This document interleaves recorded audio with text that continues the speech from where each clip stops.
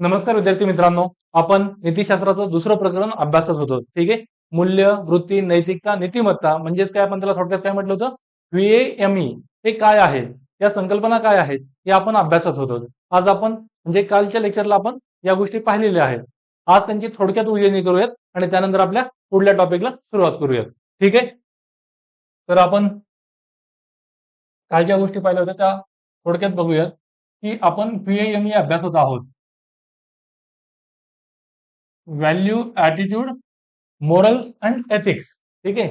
मूल्य, वृत्ती, नैतिकता आणि नीतिमत्ता ह्या गोष्टी आपण अभ्यासत होतो. त्या संकल्पना काय आहेत, मी सुरुवातीला तुम्हाला सांगितलेलं की मानसिक रचिता आहेत, म्हणजे काय मेंटल कन्स्ट्रक्ट आहेत की जी तुमच्या वर्तनाचं नियमन करण्यासाठी साधन म्हणून कार्य करतात. ठीक आहे. या कशाच्या बनलेल्या असतात, तुमचे विश्वास, तुमच्या बिलीफ्स, तुमच्या कोर बिलीफ्स, त्यानंतर त्यातून तुमच्या भावना पुढे येत असतात, तुम्ही घटनेला देत असलेली प्रतिक्रिया. विश्वास म्हणजे काय, की एखादी गोष्ट खरी असल्याची मानणं, तो झाला तुमचा विश्वास. त्यातून भावना पुढे येत असतात आणि भावनांनंतर पुढे त्या भावनांमधून तुमचा वर्तणूक कल तयार होत असतो. तुमचं वर्तन कसं असेल या संबंधीचा एक कल त्या भावनांमधून पुढे येत असतो. ठीक आहे. विश्वासातून भावना आणि भावनातून वर्तणूक कल आणि त्यातून तुमची वृत्ती ठरत असते. या गोष्टी आपण पाहिलेल्या. त्याच्यामध्ये मी तुम्हाला सांगितलेलं की मूल्य म्हणजे काय, की दीर्घकाळापासून टिकून असलेला विश्वास, की जो समाजासाठी डिझायरेबल आहे, वांछनीय आहे, इष्ट आहे, त्याला आपण मूल्य असं म्हणतो. हे विश्वासातून, कोर बिलीफ मधून, तुमच्या गाभा विश्वासातून पुढे येत असतं. तुमचा गाभा विश्वास जर असेल की काय म्हणूयात की फसवणूक करणं हे चुकीचं आहे किंवा अयोग्य आहे, मग त्यातून प्रामाणिकपणा हे मूल्य पुढे येतं आणि ते समाजासाठी वांछनीय, डिझायरेबल आहे, म्हणजेच प्रामाणिकपणा हे मूल्य झालं. ज्या गोष्टी, तत्व, बाबी यांना आपण महत्व देतो ती मूल्य. ठीक आहे. ज्या तत्वानी बाबींना आपण महत्व देतो ती मूल्य. म्हणजे प्रेम असेल, सत्य असेल, अहिंसा असेल, या गोष्टींना जर आपण महत्व देत असू तर ती मूल्य झाली. त्यामुळे ती आपल्या समाजाची मूल्य आहेत. का, तर आपण त्या तत्वानी बाबींना महत्व देतो. ठीक आहे. त्याला आपण मूल्य म्हणतो. त्यानंतर दुसरी गोष्ट होती ती म्हणजे वृत्ती. हा वृत्ती किंवा ऍटिट्यूड हा दुसरा सेपरेट चॅप्टर आहे, तो आपण एकदम डिटेलमध्ये अभ्यासणार आहोत. ठीक आहे. पण त्याच्या अगोदर एक संकल्पनात्मक बांधणी म्हणून आपण त्याचा केवळ अर्थ समजून घेत आहोत की ही जी वृत्ती आहे ती मूल्यातून पुढे येत असते. मी काल तुम्हाला सांगितलं की मूल्य ही वर्तनाचा सामान्य निर्धारक आहे. ठीक आहे. General determinant. पण वृत्ती जी आहे ती वर्तनाचा निश्चित निर्धारक आहे, स्पेसिफिक डिटर्मिनंट. का, कारण की तुमची मूल्य व्यवस्था काय आहे, तुमची मूल्य काय आहेत, यावरून व्यक्तीचं वर्तन थेट भाकीत करता येत नाही. निश्चित स्वरूपात व्यक्तीचं वर्तन कसं असेल हे सांगू शकत नाहीत.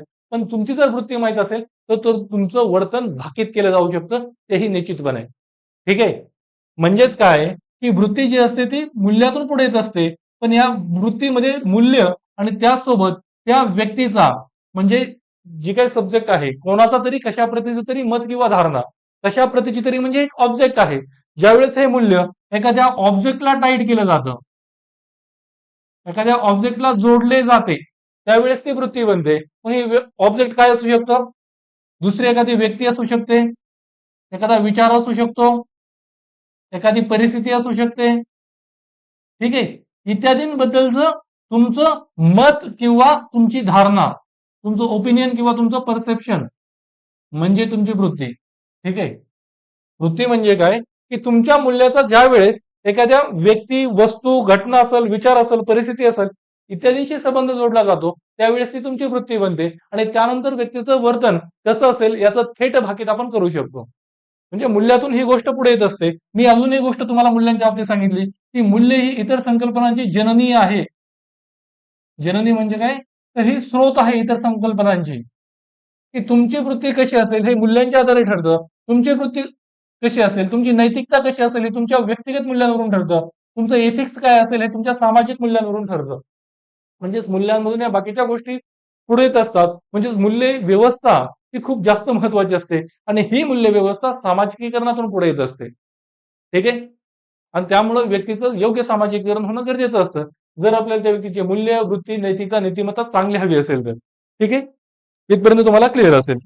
त्यानंतर आपण दुसऱ्या दोन गोष्टी बघितल्या होत्या याच्यामध्ये, की नैतिकता आणि नीतिमत्ता. तर नैतिकता म्हणजे काय, की एखादी कृती ही योग्य आहे की अयोग्य आहे, हे तुम्ही तुमच्या जेव्हा व्यक्तिगत मूल्यांच्या आधारे, तुमच्या इंडिव्हिज्युअल व्हॅल्यूजच्या आधारे ठरवता त्यावेळेस ती नैतिकता असते. ठीक आहे. नैतिकता म्हणजे व्यक्तिगत पातळीवरील मूल्य. तुम्ही व्यक्ती म्हणून कोणत्या गोष्टी तत्वाने बाबींना महत्व देता ती तुमची मूल्य आणि त्या आधारे तुम्ही ठरवता की एखादी कृती एखादं वर्तन हे योग्य आहे की अयोग्य आहे. ती झाली नैतिकता. ठीक आहे. आणि दुसरं आपण बघितलं होतं ती म्हणजे नीतिमत्ता. नीतिमत्ता म्हणजे काय? की समाज पातळीवरील मूल्य. ही एखादी कृती एखादं वर्तन हे योग्य आहे की अयोग्य आहे हे आपण समाजमान्य मूल्यांच्या आधारे ठरवणार. आणि समाजमान्य मूल्य जर त्या तत्व ते जे तुमचं वर्तन आहे कृती आहे त्याला जर मान्यता देत असतील तर ते तुमचं वर्तन आणि कृती योग्य मानलं जातं. म्हणजे हे समाज पातळीवरील मूल्य आहे. समाज कोणत्या तत्वाने बाबींना वर्तनाच्या मानकांना महत्व देतो वर्तनाच्या मानकांना योग्य ठरवतो त्या आधारे नीतिमत्ता ठरते. आणि व्यक्ती म्हणून तुम्ही कोणत्या तत्व बाबी वर्तन कृती यांना महत्व देता किंवा योग्य मानता त्या आधारे ती तुमची नैतिकता ठरते. ठीक आहे. मग ही नैतिकता नीतिमत्ता मूल्य आणि वृत्ती या गोष्टीचा तुम्हाला एक अंदाज आला असेल. आपल्या नोट्समध्ये या सगळ्या गोष्टी व्यवस्थितरित्या मी दिलेल्या आहेत. ठीक आहे. मग आता आपण पुढल्या गोष्टींना सुरुवात करूयात. आता आपल्याला पुढला टॉपिक अभ्यासायचा आहे तो म्हणजे सदसद विवेकाचे अरिष्ट म्हणजेच काय क्रायसिस ऑफ कन्सायन्स. कारण की युपीएससीनं या टॉपिकवरती रिपीटेडली प्रश्न विचारलेले आहेत.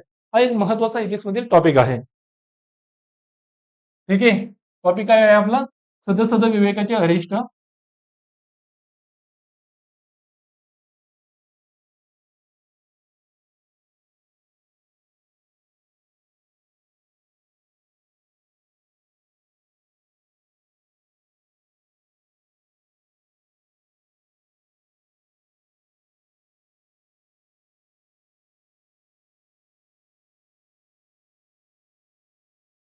म्हणजेच काय त्याला आपण इंग्लिशमध्ये काय म्हणणार क्रायसिस ऑफ कन्सायन्स. आपल्या नोट्समध्ये दिलेल्या आहेत गोष्टी मी परत त्या रिपीट नाही करणार. Crisis of conscience. मग मला सांगा बरं सदसद विवेक म्हणजे काय? हा दोन शब्द आहे एक सदसद विवेक आणि त्याचा अरिष्ट आहे. अरिष्ट म्हणजे क्रायसिस. क्रायसिस म्हणजे एक संकटकालीन स्थिती. ठीक आहे.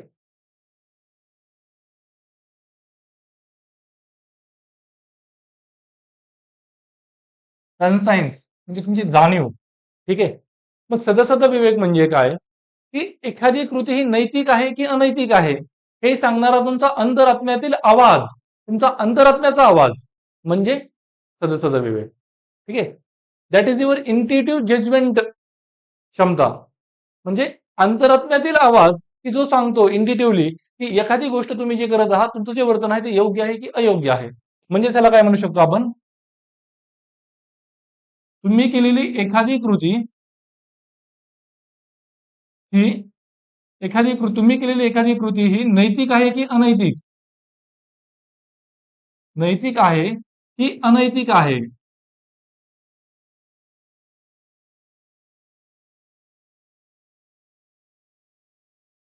हे सांगणारा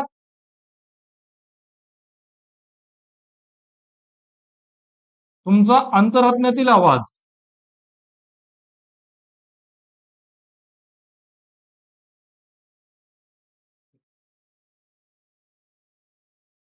म्हणजे सदसद विवेक हा काय आहे तुमचा अंतरात्म्यातील आवाज. तो तुम्हाला सांगतो तुम्ही जी कृती केली तुम्ही जे वर्तन केले ते नैतिक आहे की अनैतिक आहे. ठीक आहे. क्लिअर.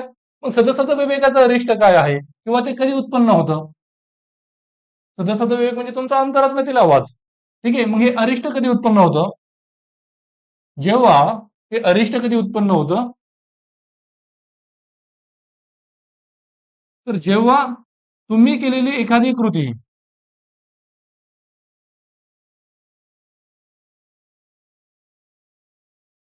एखादी कृती ही अंतरात्म्याच्या आवाजाच्या विपरीत असेल तर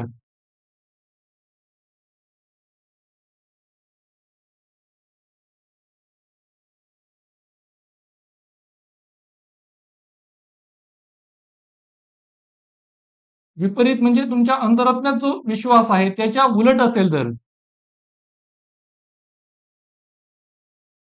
हे सदसद विवेकाच्या अरिष्ट उभं राहतं.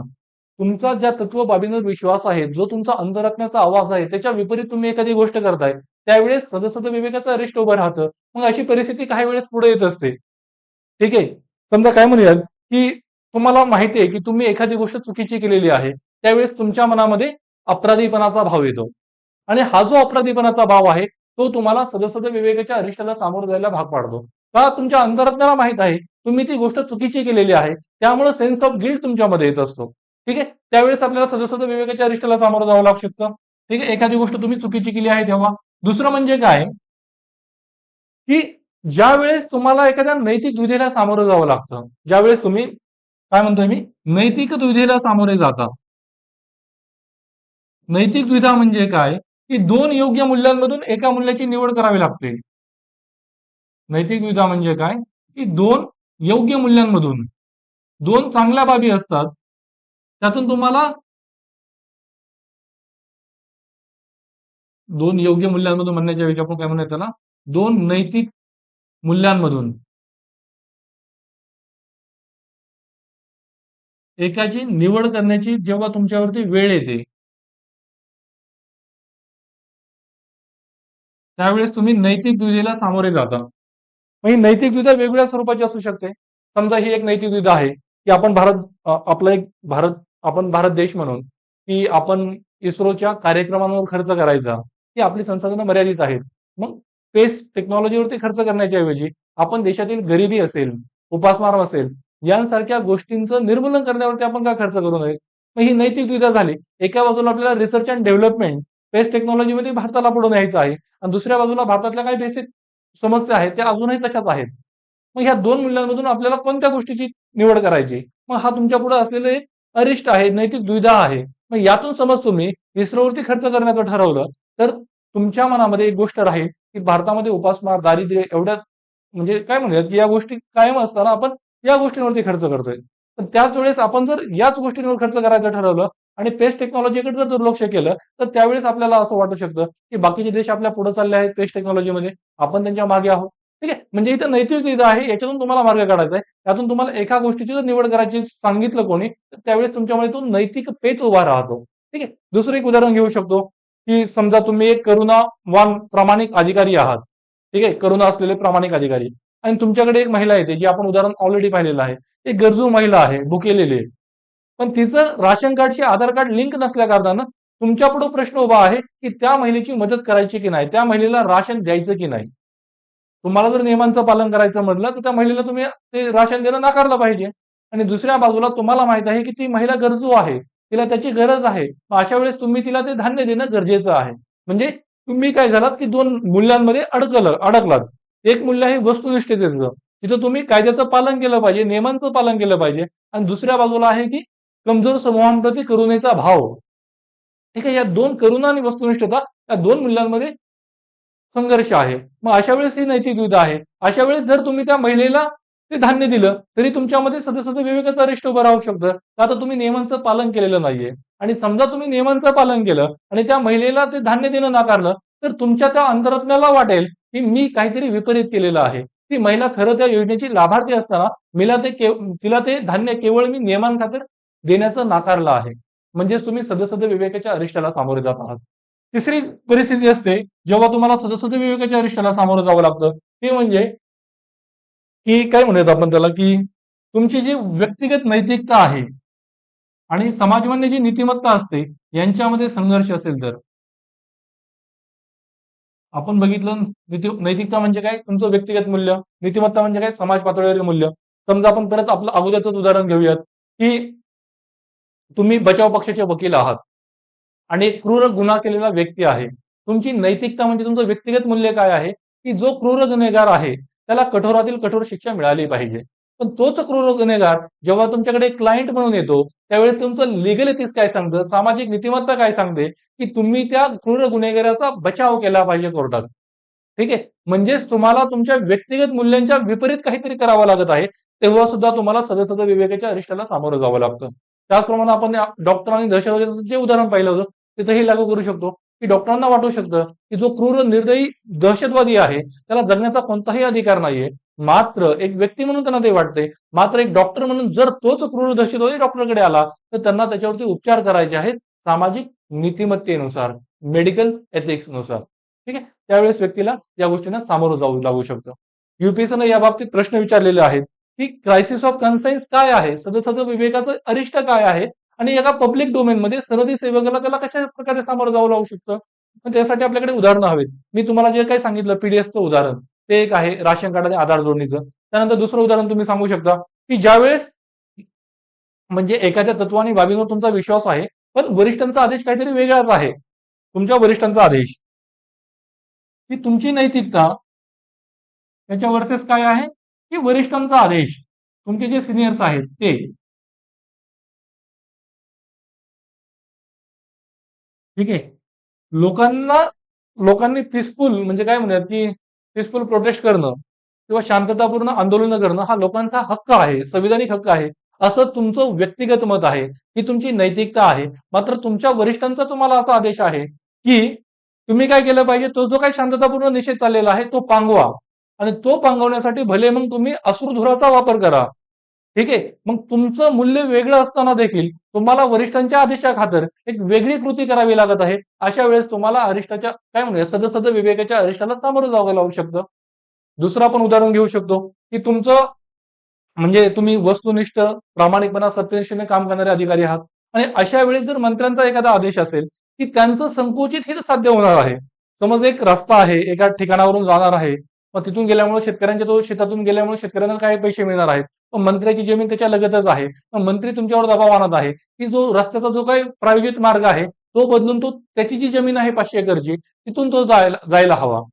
मग अशा वेळेस जे काही वस्तुनिष्ठपणे तुम्ही निर्णय घेतलाय, तो जर तुम्हाला बदलून त्या मंत्र्याचं संकुचित हित साधणारा निर्णय घ्यायचा असेल, अशा वेळेस देखील तुम्हाला सदसद विवेकाच्या अरिष्टाला सामोरं जावं लागतं. ठीक आहे.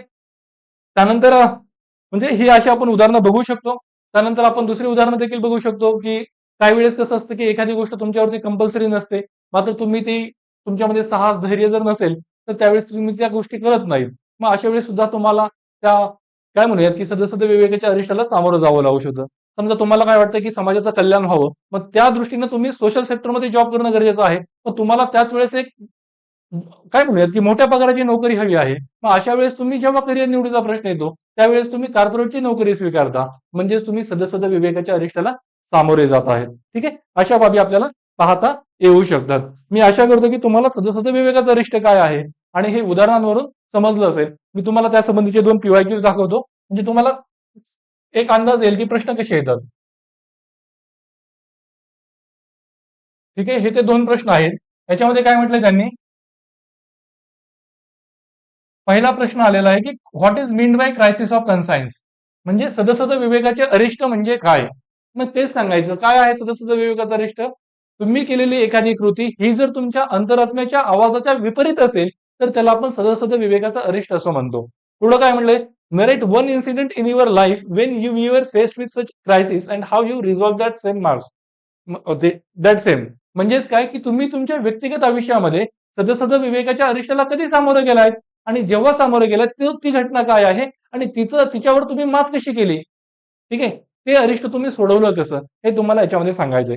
दुसरा प्रश्न युपीएससीने काय विचारलाय, की सेम, की what is mean by crisis of conscience? सदसद विवेकाचे अरिष्ट काय आहे आणि how does it manifest itself in the public domain? आणि सार्वजनिक क्षेत्रामध्ये आपल्याला ते कसं पाहायला मिळतं? मग मी जे तुम्हाला सांगितलं त्याच गोष्टी तुम्हाला इथं लिहायच्या आहेत. ठीक आहे. की ज्यावेळेस तुम्ही काय म्हणूयात, की एखादी गोष्ट चुकीची करता असं तुम्हाला वाटतं, त्यावेळेस अपराधीपणाचा भाव येतो आणि त्यामुळे ती काय म्हणूयात, की सदस्य विवेकाचं अरिष्ट पुढे येतं. दुसरं नैतिक द्विधा, 2 योग्य मूल्यांमधून एकाची निवड करावी लागते. तिसरं नैतिकता आणि नीतिमत्ता यांच्यामध्ये जर संघर्ष असेल, तर त्यावेळेस आणि चौथं म्हणजे नैतिकता आणि वरिष्ठांचा आदेश जर वेगळा असेल, अशा वेळेस देखील तुम्हाला सदस्य विवेकाच्या अरिष्टाला सामोरं जावं लागतं. ठीक आहे. क्लिअर आहे हे सगळ्यांना? सदस्य विवेकाचा अरिष्ट. आता आपण पुढे पाहूयात दुसरी संकल्पना, की याच्यावरतीच देखील युपीएससीने वारंवार प्रश्न विचारलेले आहेत, की मूल्यांचा संघर्ष आणि मूल्यांचा अरिष्ट म्हणजे काय? क्रायसिस ऑफ व्हॅल्यूज आणि कॉन्फ्लिक्ट ऑफ व्हॅल्यूज या 2 गोष्टींमध्ये तुम्हाला गफलत करायची नाहीये. मूल्यांचे अरिष्ट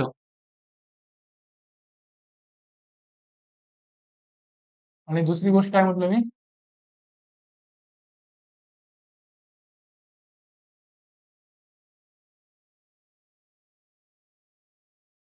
मूल्यांचा संघर्ष.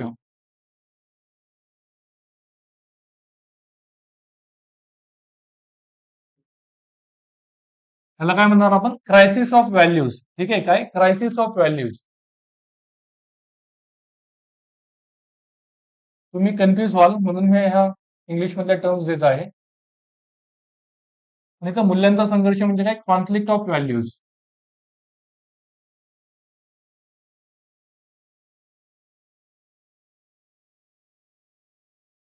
ठीक आहे, याच्यातला फरक आपल्याला पाहायचा आहे. मूल्यांचा अरिष्ट म्हणजे काय? की मूल्य संकटात आहेत. ठीक आहे, मूल्यांचा अरिष्ट म्हणजे काय? की मूल्य संकटात आहेत.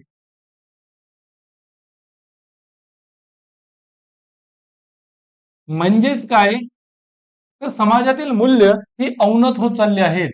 म्हणजेच काय? समाजातील मूल्य अवनत होत चालली आहेत. म्हणजेच काय? की समाज हा या मूल्यांपासून फारकात घेत आहे. म्हणजे मूल्य डिग्रेड होत आहेत.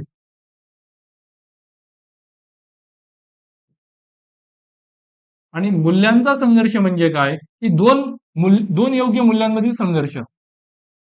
ठीक आहे, दोन मूल्यांमधील संघर्ष, दोन व्हॅल्यूज आहेत आणि त्यांच्यामध्ये संघर्ष आहे. म्हणजेच काय? की उदाहरणार्थ आपण घेऊ शकतो की पर्यावरण आणि विकास या दोन्ही बाबी महत्वाच्या आहेत. या दोन्ही बाजूंना आपण महत्व देतो, पण यांच्यामध्ये संघर्ष आहे. मग हा आहे मूल्यांमधील संघर्ष. पर्यावरण विरुद्ध विकास. आपल्याला एका बाजूला आपल्या पर्यावरणाचं संवर्धनही हवं आहे आणि दुसऱ्या बाजूला आपला विकास सुद्धा आपल्याला घडवून आणायचा आहे. या दोन बाबींमध्ये संघर्ष आहे. मग याच्यामधून मध्यमार्ग काय असतो? शाश्वत विकासाचा. ठीक आहे, पर्यावरण जपत जपत आपल्याला विकास करायचा आहे.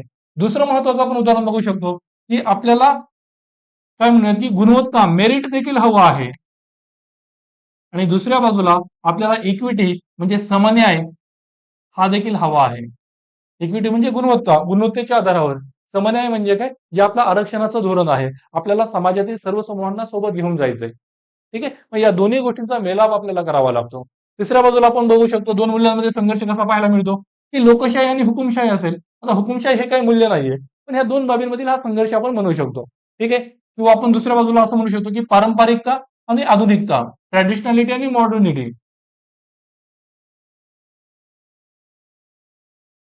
आणि आधुनिकता ही पारंपरिक म्हणजे पारंपरिक समाजातील काही गोष्टी या महत्वाच्या आहेत आणि दुसऱ्या बाजूला आधुनिकतेतील काही गोष्टी महत्वाच्या आहेत. मग ह्या दोन बाबींमध्ये संघर्ष आहे. म्हणजेच काय? पारंपरिक दृष्ट्या आपण समुदायाला, समूहाला, कुटुंबाला जास्त महत्व देत होतो. आज आधुनिकतेमध्ये आपण व्यक्तीला जास्त महत्व देतो. ठीक आहे, या दोन बाबींमध्ये मग संघर्ष आहे की समुदायवाद की व्यक्तिवाद, कम्युनिटेरियनिझम की इंडिव्हिज्युअलिझम. या दोन मूल्यांमध्ये संघर्ष म्हणू शकतो. समाजवाद हवा की भांडवलवाद हवा, समाजवाद, भांडवलवाद यांच्यामध्ये संघर्ष आपण म्हणू शकतो. मग यांच्यामधला वे फॉरवर्ड काय देऊ शकतो की कल्याणकारी राज्य. ठीक आहे, मग या बाबी ही मूल्यांमधील संघर्ष दर्शवितात. व्यक्तिवाद, समुदायवाद या गोष्टी नोट्समध्ये दिलेल्या आहेत, त्या आपण पुढे आपल्या पीडीएफ मधून बघूयात. ठीक आहे, तुम्हाला समजलं असेल की मूल्यांमध्ये संघर्ष काय आहे. मूल्यांचा अरिष्ट म्हणजे काय? समाज त्या मूल्यांपासून फारकात घेत चाललाय, समाज मूल्यांपासून दूर होत चाललाय. मग ह्याच्या संदर्भामध्ये राज्यशास्त्राच्या एका प्राध्यापिका आहेत विचारवंत, त्या जर्मन वंशाच्या आहेत. हिटलरनं जो काही ज्यूंवरती अन्याय अत्याचार केला तो त्यांनी स्वतः सोसलेला होता आणि त्या दृष्टीने त्यांनी त्यांचं लिखाण केलेलं आहे. ठीक आहे, मग त्यांनी एक बनालिटी ऑफ एव्हिल नावाची एक महत्वाची संकल्पना मांडलेली आहे. तुमच्यातील जे विद्यार्थी राज्यशास्त्राचा ऑप्शनल ज्यांनी घेतलेला असेल त्यांना ही गोष्ट माहित असेल की हॅना अरेंट या म्हणजे पुढे त्या अमेरिकेत स्थायिक झाल्या.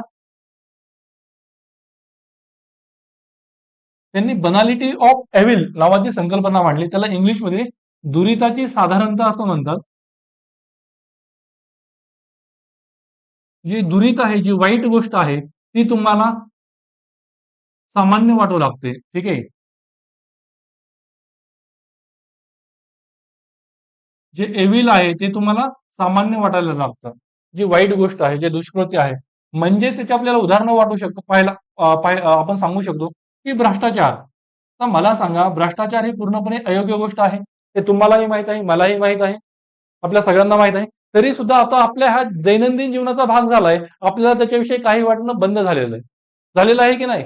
आपणही या भ्रष्टाचारामध्ये कुठं ना कुठं सहभागी होत असतो.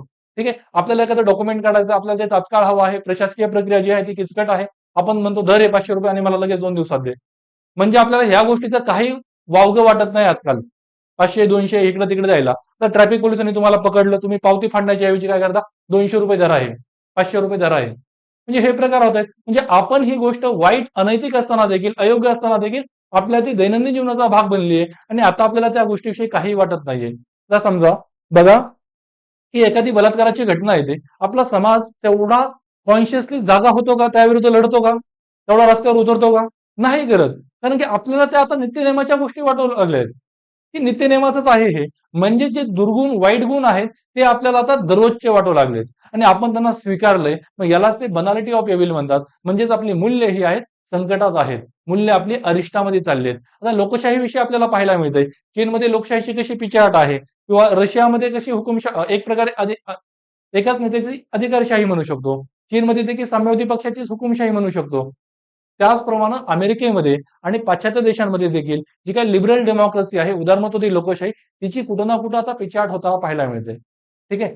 ट्रम्प यांच्याकडून ज्यावेळेस बायडनकडे सत्ता हस्तांतरण सुरू होतं, ते स्मूथली झालं नाही. ट्रम्प यांचे जे काही अनुयायी आहेत त्यांनी बराच गोंधळ घातला होता, तुम्हाला माहित असेल तर कॅपिटलला. मग ह्या गोष्टी म्हणजे लोकशाही कुठं ना कुठं अवनत होत चालली, भ्रष्टाचार आपल्याला सामान्य वाटू लागला आहे. ठीक आहे. की कुठं बलात्काराच्या झुंडबळीच्या घटना होत आहेत, इन्स्टंट जस्टिस, तात्काळ न्याय, झुंड सत्ता हातात घेतोय, झुंडच त्या व्यक्तीला तात्काळ न्याय म्हणजे तात्काळ तिला दंड देतोय. ठीक आहे. कोणतीही लिगल प्रोसिडिंग आपण फॉलो करत नाहीये. अशा गोष्टी होत आहेत. म्हणजेच कुठं ना कुठं आपली मूल्य ही अरिष्टात आहेत आणि त्यामुळे येणाऱ्या समाजापुढलं हे खूप मोठं आव्हान आहे की आपल्याला आपली मूल्य सांभाळून ठेवायची आहेत. ठीक आहे. मग ह्या मूल्यांच्या संघर्षामुळं कोणती आव्हानं उभी राहू शकतात, की समजा तुमच्यामध्ये सहिष्णुता नसेल तर धार्मिक संघर्ष वाढणार आहेत, धार्मिक तेढ जी आहे ती वाढणार आहेत. म्हणजे काय धार्मिक दंगली वगैरे असतात का, याचाच परिणाम असतात. मूल्यांमध्ये संघर्ष आहे त्यामुळंच किंवा मूल्यांची जी अवनती होत चालली त्याच्यामुळेच आपल्याला राजकारणाचं गुन्हेगारीकरण होताना पाहायला मिळतं. त्याचबरोबर गुन्हेगारीचं राजकीयकरण होत आहे. हे दोन्ही टर्म्स वेगळे आहेत. राजकारणाचं गुन्हेगारीकरण म्हणजे काय, की राजकीय नेते आहेत ते गुन्हेगारी कृत्यांमध्ये अडकलेले आहेत. ठीक आहे. तुम्ही जर एनसीआरबीचे आणि बाकीचे जर अहवाल काय बघितले तर जवळपास आपले जे काही खासदार आहेत त्यांच्यातील जवळपास 40% खासदारांवरती हे गंभीर स्वरूपाचे गुन्ह्यांचे आरोप आहेत. ठीक आहे. म्हणजे गुन्हेगारी कृत्य राजकीय व्यक्ती गुन्हेगारी कृत्यामध्ये अडकलेले आहेत. त्याचबरोबर जे गुन्हेगार राहिलेले लोक ते राजकारणामध्ये प्रवेश करून आमदार खासदार होताना पाहायला मिळत आहेत. म्हणजेच आपण समाज म्हणून एक मूल्यांच्या अरिष्टामध्ये अडकत चाललेलो आहोत. ठीक आहे. आपली मूल्य आपल्यापासून कुठेतरी फारकात घेत आहेत. त्या गोष्टी समजल्या असतील. मग धार्मिक तेढ असेल किंवा बाकीच्या गोष्टी असतील, नक्षलवाद असेल. नक्षलवाद कशामुळे पुढे येतो, की पर्यावरण आणि विकास यांच्यामध्ये असलेला संघर्ष. ठीक आहे. किंवा समन्वयी विकास न होणं, प्रादेशिक विकासामध्ये तफावत असणं, काही लोकांचे हक्क डावलले जाणं किंवा काय म्हणूयात की जो फॉरेस्ट राईट्स ऍक्ट आहे, वन हक्क कायदा, त्याची प्रॉपर इम्प्लिमेंटेशन न होणं, यांसारख्या गोष्टी. याच्यामुळे मग समाजाला संघर्षाला, गोंधळाला सामोरं जावं लागतं. समाजामध्ये अस्थैर्य येते, अराजकता येते, गोंधळ वाजत असतो आणि त्यामुळे या मूल्यांमधून जर आपल्याला सामोरं जायचं असेल, मूल्यांच्या संघर्षातून मार्ग जर काढायचा असेल तर त्यासाठी आपल्यामध्ये सहिष्णुता असली पाहिजे. सहिष्णुता म्हणजे काय, आपल्यापेक्षा वेगळं मत असणाऱ्यांचा देखील आपल्याला आदर करता आला पाहिजे. मग त्यावेळेस ही जे काही धार्मिक तेढ आहे, धार्मिक संघर्ष आहेत ते कमी होतील, नक्षलवाद कमी होईल. आपण त्यांची मतं विचारात घेऊ आणि त्यानुसार आपला जो काही विकासाचा अजेंडा आहे तो अधिक इन्क्लुझिव्ह आपण करू. ठीक आहे. मग ह्या गोष्टी आहेत. मग या गोष्टी तुम्हाला समजल्या असतील की मूल्यांचं अरिष्ट म्हणजे काय, मूल्य संकटात असणं. मग भ्रष्टाचार असेल किंवा बलात्कारासारखे प्रकार असतील, त्या वाईट गोष्टी आहेत सगळ्या, त्या सगळ्या गोष्टी आपल्याला सामान्य नित्यनेमाच्या वाटायला लागतात आणि त्यातून हे मूल्यांचं अरिष्ट आणि मूल्यांचा संघर्ष आपल्याला पाहायला मिळत असतो. मग ह्या दोन्ही गोष्टी महत्वाच्या, त्या तुम्ही व्यवस्थित लक्षात ठेवाल. ठीक आहे. मग याच्यामध्ये पाहायचं झालं तर मी दिलेले आहेत. याच्यामध्ये युपीएससीने 2 प्रश्न विचारलेले आहेत की ठीक आहे, हा प्रश्न थोडा वेगळा आहे. खालचा जो काय आहे की it is often argued that there is a crisis of values in modern society. म्हणजे आजच्या आधुनिक समाजामध्ये मूल्यांचं अरिष्ट आपल्याला पाहायला मिळतंय, असा युक्तिवाद केला जातो.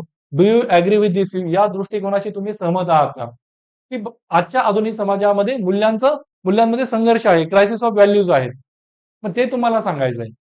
ठीक आहे. क्रायसिस ऑफ व्हॅल्यूज कोणकोणते आहेत, की लोकशाही आणि हुकुमशाही किंवा अधिकारशाही, सहकार्याविरुद्ध स्पर्धा, पारंपरिकता विरुद्ध आधुनिकता. ठीक आहे. ही मूल्यांचे संघर्ष आहेत. भांडवलशाही विरुद्ध समाजवाद. मग ह्यांची सोडवणूक कशी करता येईल आपल्याला, तर सहिष्णुता, सत्यनिष्ठा यांच्याद्वारे. आणि ह्या मूल्यांच्या संघर्षातून कोणत्या समस्या उभा राहत आहेत, तर सांप्रदायिक हिंसा असेल, त्यानं धार्मिक तेढ असेल, जातीय संघर्ष, झुंडबळी, मॉब लिंचिंग, माओवाद, नक्षलवाद यांसारख्या समस्या उभ्या राहत आहेत. ठीक आहे.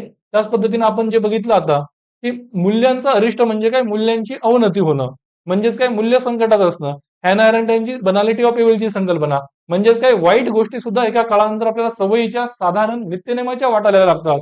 जसं की भ्रष्टाचार असेल किंवा मॅरिटल रेप असेल किंवा गुलामगिरी असेल. ठीक आहे. या गोष्टी आहेत. आणि मग तेच भ्रष्टाचाराचं उदाहरण किंवा महिलांचं जे काही ऑब्जेक्टिफिकेशन होत आहे जाहिरातींमधून, परफ्यूमच्या जाहिराती असतील. ठीक आहे. त्याच्यामधून जे महिलांना वस्तुकीकरण म्हणून दाखवलं जातं, महिला एक वस्तू आहेत त्या टाईपमध्ये दाखवल्या जातात आणि त्या आपल्याला नित्यनेमाच्या साधारण वाटायला लागतात. कारण की ते काय म्हणूया दूरदर्शनवरून ते बिंबवलं जातंय आपल्यावरती. आपलं सामाजिकीकरण त्या माध्यमातून होतंय आणि त्यावेळेस या गोष्टी कुठे ना कुठे आपल्या समाजातील मूल्य अरिष्टात असल्याचं दर्शवितात. ठीक आहे. त्यानंतर क्रोनी कॅपिटलिझम. क्रोनी कॅपिटलिझम म्हणजे काय, कंपू भांडवलशाही. ठीक आहे. म्हणजे काय की काय मुठभर भांडवलदार असतात आणि राजकीय नेते असतात, त्यांचे आपसात संबंध असतात. ज्यावेळेस निवडणुका येतात त्या निवडणुकांसाठी लागणारा पैसा हे भांडवलदार पुरवितात आणि ज्यावेळेस हे राजकारणी सत्तेवरती येतात त्यावेळेस ती त्या भांडवलदारांना अनुकूल अशी धोरणं राबवून त्यांना फायदा पोहोचवतात. म्हणजे हे असं एकमेकांना फायदा पोहोचवण्याचं राजकारण खेळलं जातं. ठीक आहे. सामान्य माणूस जो काही जनरल आपला सामान्य नागरिक आहे त्याच्या कल्याणाकडे तेवढं सर्वंकष धोरणं, समावेशक धोरणं राबवली जात नाहीत. काहीच मुठभट भांडवलदारांना फायदा पोहोचवला जातो. हे क्रोनी कॅपिटलिझम कशामुळे होतं, तर मूल्य अरिष्टात असल्यामुळं. ठीक आहे. त्यानंतर जो उपभोक्तावाद, चंगळवाद आहे या सुद्धा गोष्टी मूल्य अरिष्टात असल्यामुळे असतात. ठीक आहे. तुम्ही जास्तीत जास्त गोष्टींचा उपभोग घेत राहणं, मग याच्यामुळे काय होतं, समाजातील आर्थिक विषमता वाढत चालते. काही लोकांकडे खूपच जास्त गोष्टी आहेत, बाबी आहेत, काही लोकांकडे काहीच नाहीत. तुम्ही ऑक्सफॅमचा अहवाल बघत असाल त्याच्यामध्ये काय आहे की 73% संपत्ती केवळ 10% लोकांकडे आहे आपल्या समाजातील, भारतामध्ये.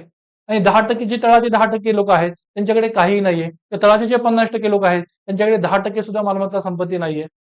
ठीक आहे. मग या स्वरूपाची विषमता ही मूल्य अरिष्टात असल्यामुळे होते. मूल्य अरिष्टात नसतील तर समाजामध्ये एक आपल्याला समता, हे समताधिष्ठित समाज आपल्याला पाहायला मिळू शकतो. ठीक आहे. मग अशा ह्या बाबी आहेत. मग ही जी काही मूल्यांची अवनती होत आहे किंवा मूल्यांचा संघर्ष सुरू आहे याच्यावरती आपल्याला मात कशी करता येईल, की ही जी काही मूल्य व्यवस्था आहे ती सामाजिकीकरणातून आकाराला येत असते. मी तुम्हाला अगोदर सांगितलं, सामाजिकीकरण हे जन्मल्यापासून ते मृत्यूपर्यंत चालू असतं. एक समाज म्हणून एक पिढी दुसऱ्या पिढीकडे कोणत्या बाबींचं हस्तांतरण करते, ज्या मूल्यांनी बाबींचं हस्तांतरण करते त्याला आपण सामाजिकीकरण म्हणतो. मग आपल्याला काय करता येईल याच्यावरती मात करण्यासाठी, की तुम्ही मूल्य आधारित शिक्षण द्या. ठीक आहे. व्हॅल्यू बेस्ड एज्युकेशन ही आता सध्याच्या काळाची खूप जास्त गरज आहे. का तर मूल्यहूनच होत चाललीत, मूल्यांमध्ये संघर्ष आहे. मूल्याधारित शिक्षण दिलं तर मुलांचं लहान वयातच त्यांना योग्य मूल्यांची त्यांच्यामध्ये रुजवण होऊ शकते. त्यांचं सामाजिकीकरण होत असताना पालकांनी मुलांना योग्य त्या मूल्यांचे धडे दिले पाहिजेत. ठीक आहे. त्याच गोष्टी आपण नोट्समध्ये दिल्या आहेत, की पालकांनी मुलांना वाढवताना योग्य मूल्यांची रुजवण करावी. दुसरं मूल्याधारित शिक्षण दिलं जावं. तिसरं काय आहे, संस्थेसाठी नीतितत्व संहिता असावी. नीतितत्व संहिता आणि आचारसंहिता हे आपल्या अभ्यासक्रमाचे भाग आहेत.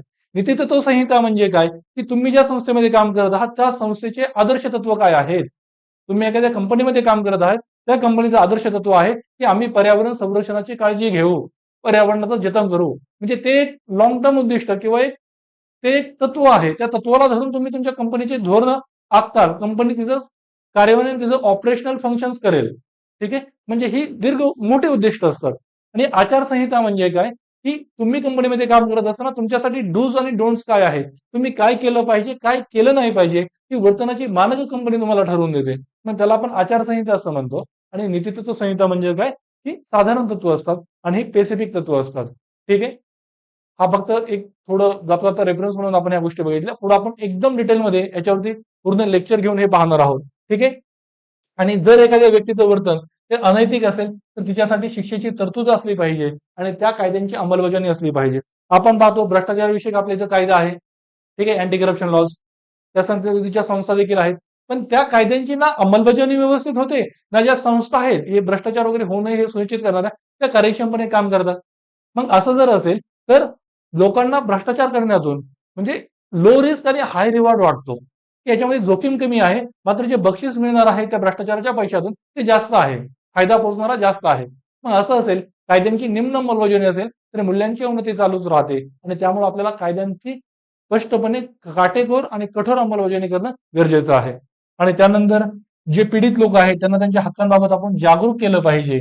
भ्रष्टाचाराने पीडित असलेले लोक किंवा वेगवेगळ्या समस्यांनी पीडित असलेले लोक. आणि सगळ्यात शेवटचा पॉईंट मी दिलेला आहे की लोकप्रिय नेत्यांनी लोकांना आवाहन करणं, मूल्य रुजवणुकीचा प्रयत्न करणं गरजेचं आहे. ठीक आहे, त्यावेळेस आपण या गोष्टी थांबवू शकतोय. त्यानंतर पुढला टॉपिक आहे आपला रूढीचा. आपण आता रूढी, कायदा, नीतिमत्ता ह्या 3 गोष्टी अभ्यासणार आहोत. ठीक आहे, तुम्हाला मूल्यांचा अरिष्ट आणि मूल्यांचा संघर्ष काय आहे, सदसद विवेक म्हणजे काय आणि सदसद विवेकाचा अरिष्ट काय आहे, या गोष्टी समजल्या असतील. ठीक आहे, आता आपण पुढला टॉपिक बघूयात. पुढला टॉपिक काय आहे, रूढी. रूढी म्हणजे काय, इंग्लिशमध्ये आपण त्याला काय म्हणतो, नॉर्म्स.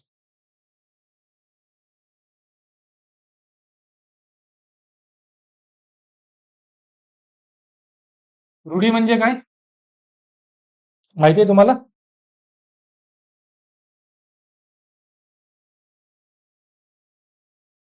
त्याला आपण असं म्हणू शकतो की हे वर्तनाचे अलिखित स्वरूपातील अनौपचारिक नियम आहेत. लिहिलेले नसतात.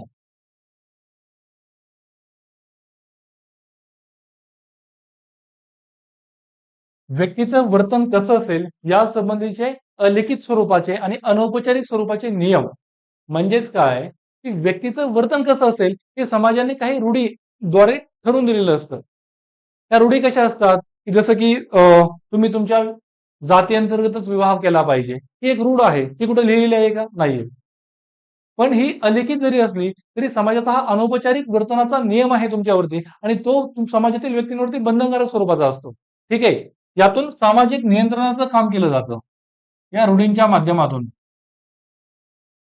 सामाजिक नियंत्रण व्यक्तीवरती ठेवलं जातं. ठीक आहे, व्यक्तीवरचं हे बंधन असतं आणि तुम्ही जर या रूढींचं पालन केलं नाही तर तुम्हाला सामाजिक बहिष्काराला सामोरं जावं लागू शकतं. सामाजिक बहिष्कार, ठीक आहे, किंवा तुमची कान उघडणी केली जाऊ शकते किंवा तुम्हाला ओरड खावी लागू शकते. म्हणजेच काय मला सांगा, आपल्या समाजामध्ये एक रूढ आहे की आपण ज्येष्ठांचा आदर केला पाहिजे. ज्येष्ठांचा आदर केला पाहिजे त्याचा भाग म्हणून आपण ज्येष्ठांच्या पाया पडलं पाहिजे. पण ज्यावेळेस आपण ज्येष्ठाच्या पाया पडत नाही त्यावेळेस आपल्या घरातले आपल्याला सुनावतात की काय म्हणतात, ऐकवतात आपल्याला की 4 पुस्तकं वाचली तू थोडा जास्त शहाणा झाला आणि संस्कार विसरला. म्हणजेच आपली कान उघडणी केली का केली, आपण रूढीचं पालन केलं नाही म्हणून. म्हणजेच हे अलिखित आणि अनौपचारिक स्वरूपाचे असतात आणि आपलं जे काही वर्तन आहे त्याच्यावरती नियंत्रण ठेवण्याचं काम हे करत असतात. ठीक आहे, आता जातीअंतर्गत विवाह केला पाहिजे हे आपल्या समाजातली रूढ आहे. ठीक आहे, आपण जर आंतरजातीय विवाह केला, आपण जर आपल्या आवडीच्या जोडीदारासोबत विवाह केला, आपल्या कुटुंबियांनी जर आपला जोडीदार म्हणजे काय म्हणूयात की आपल्या समाजातली रूढ आहे की कुटुंब तुमचा जोडीदार शोधेल आणि त्याला मान्यता देईल आणि त्यानंतर तुमचा विवाह होईल. पण आपण जर आपल्या स्वतःच्या निवडीच्या जोडीदारासोबत जर विवाह केला तर आपल्याला सामाजिक बहिष्काराला सामोरं जावं लागू शकतं. ठीक आहे, तुम्ही तुमच्या आजूबाजूला उदाहरणं बघत असाल, एक मुलगा आणि एक मुलगी ज्यावेळेस विवाह करतात, दोघं पती पत्नी होतात, त्यावेळेस ती जी मुलगी असते त्या मुलगीच्या घरचे बहुतांश वेळा तो विवाह ऍक्सेप्ट करत नाहीत. ते तिच्याशी बोलणं टाळतात. ठीक आहे, पण काही काही कुटुंब तर त्या लेवलला जातात की ऑनर किलिंग सारख्या घटना घडतात. ऑनर किलिंग म्हणजे काय, त्या दाम्पत्याची हत्या केली जाते, त्या मुलीची हत्या केली जाते. मुलगी म्हणजे आमचा ऑनर आहे आणि तिने स्वतःनं निर्णय घेणं, स्वतःच्या चॉईसनं लग्न करणं म्हणजे हा तो आमचा अपमान आहे. आणि त्यामुळे त्या अपमानाचा सूड घेण्यासाठी हे लोक त्या मुलीची हत्या करण्यापर्यंत जातात. म्हणजे सैराटमध्ये जे आरची आणि परशासोबत होतो त्या गोष्टी त्या कशामुळे होतात, रूढींमुळं.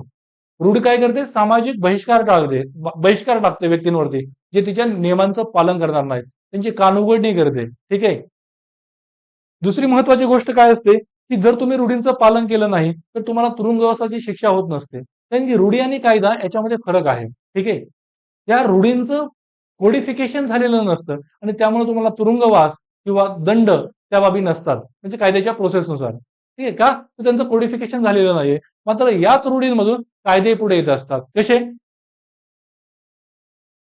ह्या ज्या रूढी आहेत याच रूढींमधून कायदे पुढे येतात. ह्या रूढी म्हणजे काय असतात की तुमचं वर्तन कसं असलं पाहिजे या संबंधी समाजातील जे काही अलिखित आणि अनौपचारिक नियम आहेत ते. पण ज्या वेळेस या नियमांचं की काय योग्य आहे काय अयोग्य आहे या संबंधी संहितीकरण होतं कॉडिफिकेशन होतं त्यावेळेस त्यातून कायदे पुढे येतात. ठीक आहे. यांचं ज्यावेळेस कॉडिफिकेशन होतं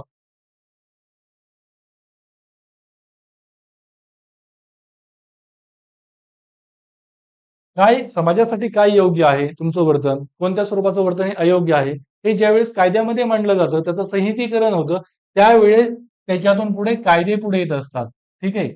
आणि कायदे म्हणजे काय, की समाजातील लोकांकडून कोणत्या प्रकारचं वर्तन हे अपेक्षित आहे, कोणत्या प्रकारचं वर्तन अपेक्षित नाहीये. आणि ते एकदम दंडात्मक स्वरूपाचं असतं. ठीक आहे. तुम्ही जर त्यानुसार वर्तन नाही केलं तर एक बाह्य प्राधिकरण असतं, ते त्याची अंमलबजावणी करतं आणि हा बाह्य मानकांचा संच तुमच्यावरती लादला जातो. ठीक आहे. असे हे कायदे असतात. ते आपण पुढे बघणारच आहोत. पण या रूढीन मधून कायदे पुढे येत असतात. ठीक आहे. आणि कायदे मग लिगली काय म्हणूया कायदेशीर दृष्ट्या ते अंमलबजावणी योग्य असतात. मग हे कायदे काय असतात किंवा कायदा आणि नीतिमत्ता यांच्यामध्ये काय फरक आहे? लॉ अँड एथिक्स ही एक महत्वाची थीम आहे. ठीक आहे. कायदा आणि नीतिशास्त्र किंवा नीतिमत्ता.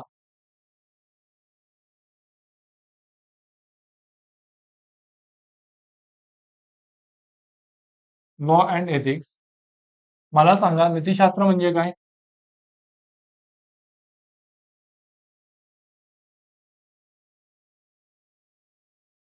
नीतिशास्त्र म्हणजे काय?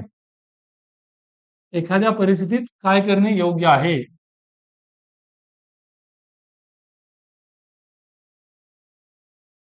नीतिशास्त्रातून हे कायदे पुढे येत असतात. ठीक आहे.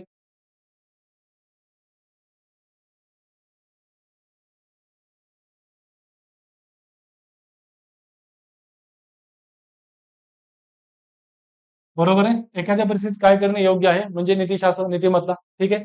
म्हणजेच आता काय योग्य आहे या प्रश्नाची उत्तरं वेगवेगळी असू शकतात. बरोबर आहे.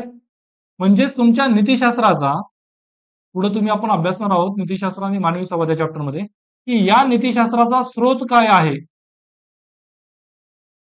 त्याचा सोर्स काय आहे, यावरून या प्रश्नाची वेगवेगळी उत्तरं असतात. यावरून या प्रश्नाची वेगवेगळी उत्तरं देता येतात. तुम्ही कोणत्या गोष्टीला महत्व देत आहेत त्यानुसार या प्रश्नाचं उत्तर बदलतं. कोणत्या परिस्थितीत काय करणं योग्य आहे. समजा देहदंडाची शिक्षा आहे. काय? उदाहरणार्थ कॅपिटल पनिशमेंट. कॅपिटल पनिशमेंट म्हणजे काय? फाशीची शिक्षा. ज्यावेळेस तुम्ही एखादा क्रूर गुन्हा करताय त्यावेळेस तुम्हाला फाशीची शिक्षा दिली जाते. मग फाशीची शिक्षा म्हणजे तुमचा जीव घेतला जातो विधिवत मार्गाने. ठीक आहे. बरोबर ना? मग आता देहदंडाची शिक्षा ही काय आहे? ही योग्य आहे की अयोग्य आहे? तर काही काही देशांमध्ये जी काही कॅपिटल पनिशमेंट आहे, देहदंडाची शिक्षा, फाशीची शिक्षा हिच्यावरती बंदी आहे. त्या देशांमध्ये फाशीची शिक्षा कुणालाही दिली जात नाही. आणि काही काही देशांमध्ये ती आहे. जसं की आपल्या देशामध्ये. आपल्या देशामध्ये फाशीच्या शिक्षेला मान्यता आहे. पण आता बच्चन सिंग खटल्यामध्ये सुप्रीम कोर्टने काय म्हटले की दुर्मिळातील दुर्मिळ खटल्यामध्ये फाशी शिक्षा दिली जाईल. ठीक आहे. म्हणजेच काय की या देहदंडाची शिक्षा जी आहे ती देशप्रती वेगळी आहे. का तर काही देशांचा नीतिशास्त्राचा स्रोत वेगळा आहे. काही देशांचा वेगळा आहे. आपण पुढे पाहणार आहोत न्याय आधारित नीतिशास्त्र. त्याच्यामध्ये न्यायाचे दोन प्रकार सांगितलेत. काय? एक असतो प्रतिशोधात्मक न्याय. प्रतिशोध म्हणजे काय? सूड बदला घेणं. आणि दुसरा असतो तो म्हणजे सुधारणात्मक न्याय. जर ती व्यक्ती खरंच हुशार असली, विवेकी असली तर ती तेवढा क्रूर गुन्हा करणार नाही. मग त्या व्यक्तीचा जीव घेण्याऐवजी त्या व्यक्तीमध्ये सुधारणा करण्यावर आपण का भर देऊ नये? ठीक आहे. मग सुधारणात्मक न्याय तसं सांगतो. काय सांगतो की प्रत्येक जो काही आज संत आहे ना तो कधी ना कधी त्याचा काहीतरी भूतकाळ राहिलेला आहे आणि आज जो काय पापी आहे त्यालाही एक भविष्यकाळ आहे. म्हणजे आज आज जो पाप करणारा व्यक्ती आहे त्याला सुद्धा त्याच्यामध्ये जर आपण विवेकाला त्याच्यात आव्हान केलं, त्याच्यातील विवेकाची सुधारणा घडून आणली तर तो देखील पुढे जाऊन संत होऊ शकतो. आपण अंगुलीमालच्या बाबतीत बघितलं. अंगुलीमाल लोकांची हत्या करतो, त्यांची बोटे गळ्यात घालतो त्याची माळ बनवून. पण ज्यावेळेस गौतम बुद्धांशी त्याचा संवाद झाला त्यावेळी त्याच्या सुधारणा झाली आणि त्यानंतर पुढे जाऊन तो बौद्ध भिक्खू झाला. म्हणजेच हा सुधारात्मक न्याय आहे.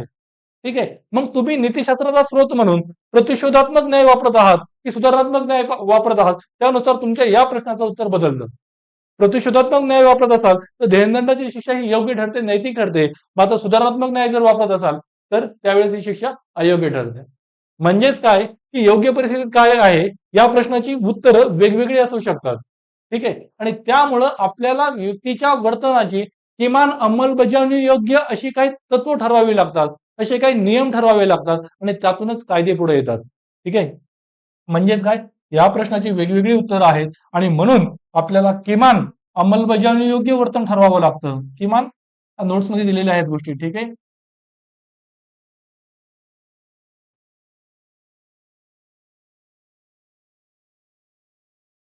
किमान अंमलबजावणी योग्य वर्तन मानकं ठरवली जातात आणि हे जे काय असतात तीच कायदा असतात. असे कायदे पुढे येतात की व्यक्तीकडून मिनिमम किंवा बेसिक लेवलचं जे काय काय म्हणूया मिनिमली जे काही इम्प्लिमेंटेबल असं तुमचं बिहेव्हिअरल स्टँडर्ड आहे ते पुढे येतं आणि ते म्हणजेच कायदा असतो. हे कायदे नीतिमत्तातून नीतिशास्त्रातून पुढे येतात. ठीक आहे. नीतिशास्त्रातून नीतिमत्तेतून म्हणजे त्याला समाजाची एक मान्यता असते. समाजाची मान्यता असते आणि त्यामुळे समाजाचे लोक त्या कायद्यांचं पालन करत असतात. बरोबर. आता दुसरी एक महत्वाची गोष्ट बनते की कायदा हा सर्वच बाबतीत असू शकतो का, की व्यक्तीचं जे काही वेगवेगळ्या प्रकारचं वर्तन करते, वेगवेगळ्या प्रकारच्या कृती करते, त्या प्रत्येक वर्तन आणि कृतीबाबत आपण कायदा सांगू शकत नाही किंवा कायदा आहेच आहे असं नसतंय. आणि त्यामुळं ज्यावेळेस कायदा नसतो त्यावेळेस व्यक्तीला तिची नीतिमत्ता मार्गदर्शन करते. प्रत्येक गोष्टीच्या बाबतीत कायदा असू शकत नाही. त्यामुळं जिथं कायदा संपतो, आपण असं म्हणतो की जिथं कायदा संपतो तिथे नीतिमत्ता सुरू होते आणि ती व्यक्तीच्या वर्तनाला मार्गदर्शन करते.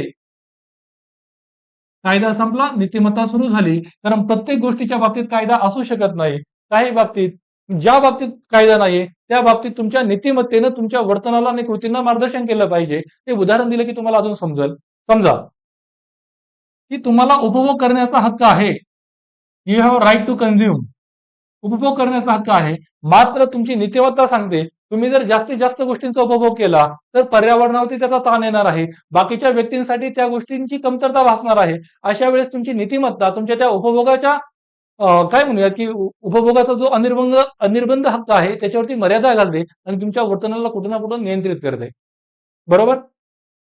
अजून दुसरी गोष्ट त्या कायद्याच्या बाबतीत आपल्याला पाहता येते ती म्हणजे की कायदा हा जो काय आहे तो प्रतिबंधाचं कार्य करतो का उपचाराचं कार्य करतो.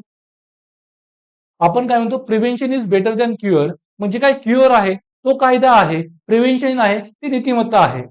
ज्या वेळेस मी जे म्हणतोय ते समजून घ्या नीट, की ज्या वेळेस एखादी अयोग्य गोष्ट करण्याचा विचार तुमच्या मनामध्ये येतो त्यावेळेस तुमची नीतिमत्ता तुम्हाला सांगते की ही गोष्ट अयोग्य आहे, तू करू नको. म्हणजेच नीतिमत्तेनं तुमच्या त्या अयोग्य गोष्ट करण्याला प्रतिबंध घातलेला आहे. समजा तुमची ती नीतिमत्ता तिथं कुठेतरी कमी पडली आणि तुम्ही ते अयोग्य कृत्य केलंच, तर त्यानंतर कायदा पुढे येतो आणि तुम्हाला तुम्ही जी कृती आणि वर्तन केलेलं आहे अयोग्य त्याची शिक्षा देण्यासाठी तो कायदा असतो. म्हणजेच अयोग्य कृतीला रोखण्यासाठी नीतिमत्ता अगोदर पुढे येते आणि जर तुम्ही ते अयोग्य कृत्य केलंच तर त्यानंतर कायदा आहे. म्हणजेच काय काय म्हणूयात आपण त्याला की ठीक आहे, prevention is better than cure असं आपण म्हणतो.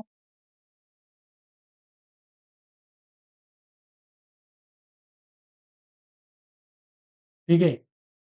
प्रिव्हेन्शन म्हणजे एखादी गोष्ट आहे तिला आपल्याला अटकाव घालायचा आहे तर त्यासाठी नीतिमत्ता कार्य करते. तुम्ही ज्या वेळेस एखादी अयोग्य गोष्ट करणार आहात ती तुम्ही करू नये अशी तुमची नीतिमत्ता नैतिकता तुम्हाला सांगते आणि तुम्ही जर का ती अयोग्य कृत्य केलंच तर जो काय क्युअर आहे उपचार तो कायद्याद्वारे केला जातो. कायदा तुम्हाला त्यासाठी दंड आणि शिक्षा देतो. तुरुंगवासाची शिक्षा तुम्हाला भोगावी लागते. ठीक आहे. म्हणजे कायदा नंतर पुढे येतो, अगोदर नीतिमत्ता पुढे येते. आणि काय काय गोष्टी असतात की जिथं कायदा अस्तित्वात नाही तिथं तुम्हाला नीतिमत्ता मार्गदर्शन करते. ठीक आहे. जिथं कायदा संपतो तिथं नीतिमत्ता सुरू होते. समजा तुम्हाला उपभोगाचा हक्क आहे. दुसरं एक उदाहरण घेऊ शकतो की नीतिमत्ता सांगते तुम्हाला तुम्ही काय केलं पाहिजे, की तुम्ही रस्त्यानं चालला आहात एका हायवेनं आणि त्यावेळेस तुमच्यासमोर एक अपघात होतोय. अपघात झाला, अपघातामध्ये खूप म्हणजे ज्या काही ज्या 2 कारचा ऍक्सिडेंट झाला आहे त्या कारमधील व्यक्ती या गंभीर जखमी झालेल्या आहेत. तुम्ही तिथं बघायची भूमिका पार पाडणार की त्या व्यक्तींना घेऊन दवाखान्यात जाणार. त्या गोल्डन आवरमध्ये व्यक्तींना ट्रीटमेंट मिळणं खूप महत्वाचं असतं ऍक्सिडेंट मधल्या. मग त्यांना तुम्ही दवाखान्यात नेणं खूप गरजेचं आहे. मग इथं कायदा नाहीये. जो नाही सांगत कायदा तुम्हाला की तुम्ही त्या व्यक्तींना दवाखान्यात घेऊन जा. मात्र तुमची नीतिमत्ता तुम्हाला सांगणार की तुम्ही त्या व्यक्तींना दवाखान्यात घेऊन गेलं पाहिजे. म्हणजेच काय, जिथं कायदा शांत असतो, मुक असतो, तिथं तुम्हाला नीतिमत्ता मार्गदर्शन करते आणि जिथं जिथं तुम्ही अयोग्य गोष्टी करणार आहात तिथं तिथं तुम्हाला नीतिमत्ता अटकाव घालते आणि जर तुम्ही त्या गोष्टी केल्यास तर पुढे कायदा आहेच. समजा तुम्हाला चोरी करायची असा विचार तुमच्या मनामध्ये आला, त्यावेळेस तुमची नीतिमत्ता तुम्हाला सांगते की तुम्ही चोरी करणं हे योग्य नाहीये. ठीक आहे, त्यावेळेस तुम्ही चोरी करत नाही. पण पुढे जाऊन एखाद्याची नीतिमत्ता कमी पडली, त्या व्यक्तीने चोरी केली, तर पुढे जाऊन मग कायदा आहे त्या गोष्टीला प्रतिबंध करायला. पण नीतिमत्ता आणि कायदा यांच्यामध्ये हा फरक राहतो. ठीक आहे. त्यानंतर आपण कायद्याच्या बाबतीत म्हणू शकतो की नीतिमत्ता आपण बघितलं की समाजमान्य मूल्य आहे, नैतिकता बघितलं व्यक्तिगत मूल्य आहे. पण कायदे जे असतात ना, ते बाह्य अभिकरणाद्वारे लादले जातात. हा बाह्य वर्तणुकीचा एक मानक आहे. ठीक आहे. काय म्हणूयात की कायदा जो आहे ना,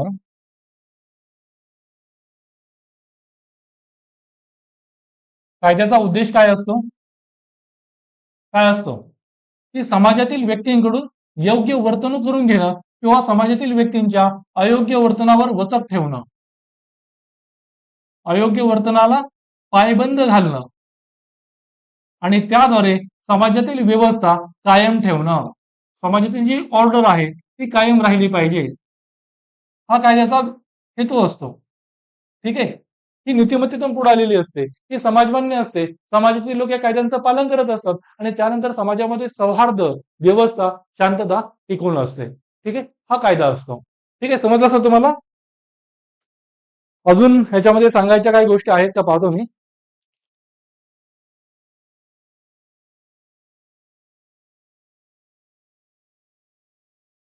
ठीक आहे. याच्या संबंधी एक युपीएससीनं विचारलेला एक प्रश्न आहे.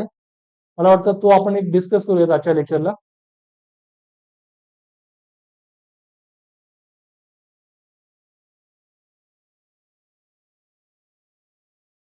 खूप भारी प्रश्न आहे.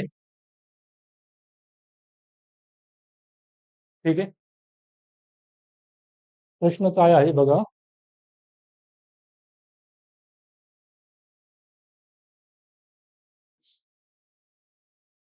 2022चा युपीएससीचा प्रश्न आहे.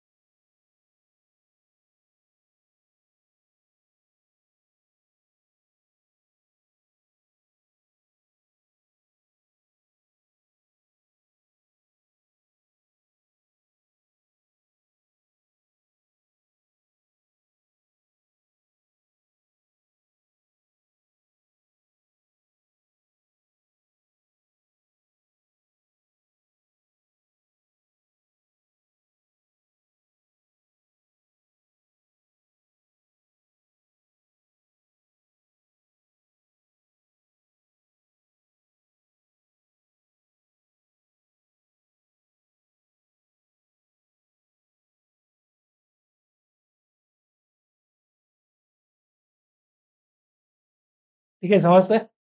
हे पॉटर स्टीवर्ट यांचं कोट आहे. तुम्हाला इथिक्स म्हणजे काय असं जर विचारलं तरी तुम्ही याच्यामध्ये व्याख्या देऊ शकता. ठीक आहे. युपीएससीने विचारलं होतं की ह्या विधानातून तुम्हाला काय समजतं, what do you understand by this statement. याच्यामध्ये काय आहे, तुम्ही नीतिशास्त्राची पॉटर स्टीवर्ट यांची व्याख्या दिलेली आहे की इथिक्स म्हणजे काय, नोईंग द डिफरन्स म्हणजे फरक समजून घेणं कशामधला, what you have the right to do, या दोन बाबी दिलेल्या आहेत. And what is the right to do म्हणजेच काय, हे what you have the right to do म्हणजे लॉ आहे, तुम्हाला काय करण्याचा हक्क आहे, आणि what is right thing to do म्हणजे काय करणे योग्य आहे. यातला फरक, काय करणे योग्य आहे, मी काय म्हटलं, एथिक्स म्हणजे काय, एखाद्या परिस्थितीत काय करणे योग्य आहे म्हणजे नीतिशास्त्र, म्हणजेच हे काय आहे, हे एथिक्स आहे, हे नीतिशास्त्र आहे किंवा नीतिमत्ता किंवा नीतिशास्त्र म्हणूयात. काय करणे योग्य आहे याच्यातला फरक तुम्हाला समजणं म्हणजेच नीतिशास्त्र. तुम्हाला काय करण्याचा हक्क आहे, what you have the right to do म्हणजे तुम्हाला काय करण्याचा हक्क आहे आणि तुम्ही काय करणं योग्य आहे, या दोन बाबीतला फरक समजून घेणं म्हणजेच नीतिशास्त्र. ठीक आहे. आता मला सांगा, आपण एक उदाहरण घेऊयात, त्यानंतर तुम्हाला समजेल.